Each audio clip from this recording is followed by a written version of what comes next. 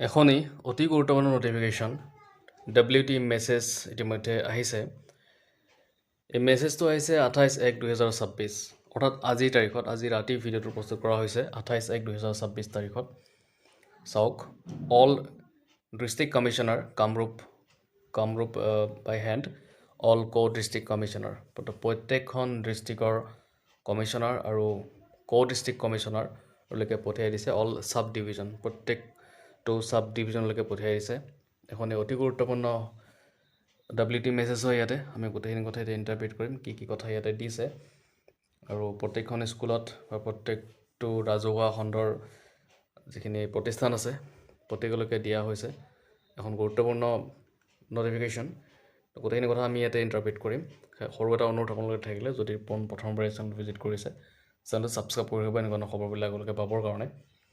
30/1/2026 তাৰিখত এটা কাম কৰিব লাগিব আপোনালোকে, আৰু সেই কামটো কি হয় আমি গোটেইখিনি কথা অসমীয়াত চাবলৈ চেষ্টা কৰিম।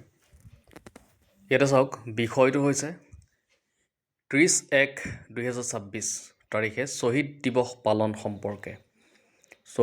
পালন সম্পৰ্কে এইটো WT মেছেজ আহিছে। ইয়াতে কৈছে 30/1/2026 তাৰিখে শ্বহীদ দিৱস পালন সম্পৰ্কে জনোৱা হৈছে।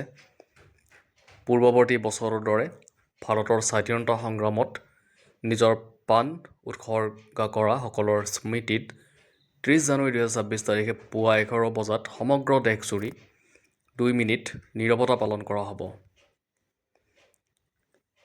30 জানুৱাৰী 2026 তাৰিখে পুৱা 11 বজাত সমগ্ৰ দেশজুৰি 2 মিনিট সময়ৰ বাবে নীৰৱতা পালন কৰিব লাগিব, আৰু এই সময়ছোৱাত সকলো কাম কাজ আৰু চলাচল বন্ধ থাকিব।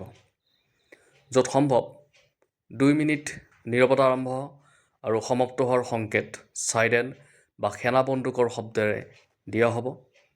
চাইৰেনসমূহ 10:59 বজাৰ পৰা 11 বজালৈ বাজিব, আৰু 2 মিনিট পিছত অল ক্লিয়াৰ চাইৰেন 11:02 বজাৰ পৰা 11:03 বজালৈ পুনৰ বাজিব।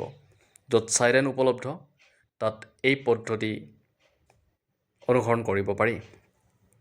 সংকেত শুনাৰ লগে লগে য'ত উপলব্ধ হয় সকলো ব্যক্তিয়ে থিয় হৈ নীৰৱতা পালন কৰিব।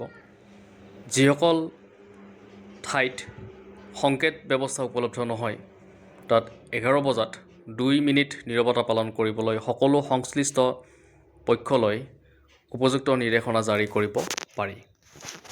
শ্বহীদ দিৱস গাম্ভীৰ্যতা আৰু যথোচিত মৰ্যাদাৰে পালন কৰা নিশ্চিত কৰিবলৈ প্ৰয়োজনীয় ব্যৱস্থা গ্ৰহণ কৰিব লাগিব। এই সন্দৰ্ভত সকলো শিক্ষা অনুষ্ঠান আৰু ৰাজহুৱা খণ্ডৰ প্ৰতিষ্ঠানসমূহলৈও নিৰ্দেশনা জাৰি কৰিব পাৰি।